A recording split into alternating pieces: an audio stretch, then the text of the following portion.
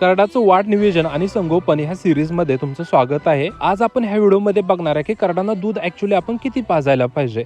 एक शास्त्रीय भाषेत सांगायचं झालं तर करडाच्या वजनाच्या सर्वसाधारण 10% ते 20% आपण दूध पाजायला पाहिजे दररोज.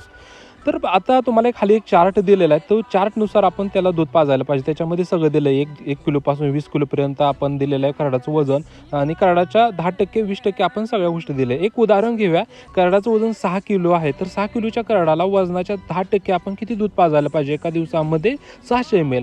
मग तरी पण ते करडाला ते पचन होतंय, त्याला जुलाब नाही, तर ते दूध आपण वाढवणं गरजेचं आहे. तर 20% किती होते 1200 ml.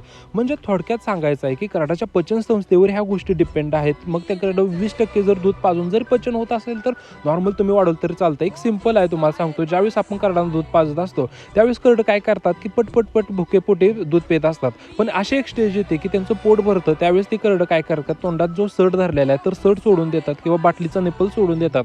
अशा वेळेस आपण समजायचं की त्याचं पोट भरलेलं आहे.